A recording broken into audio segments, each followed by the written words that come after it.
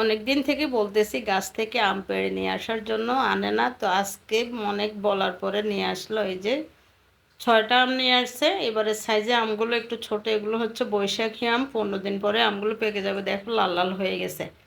তো এই যে আমি এখন ছিলে নিচ্ছি, তারপরে এই যে কুচি কুচি করে কেটে নিব, তারপরে আম মাখা করব। দেখো তোমরা সাথে থাকো, কারো যেন লোল না পড়ে।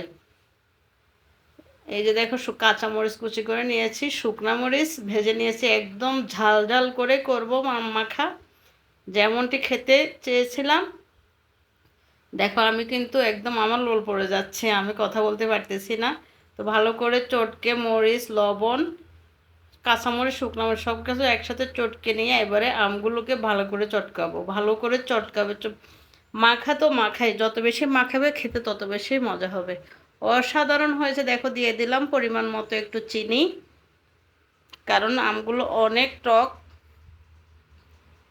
তো চিনি দিয়ে আরও কিছুক্ষণ মেখে নেব, তারপরে খাওয়া স্টার্ট করব। তোমাদের কার কার লোল পরে চলে এসো।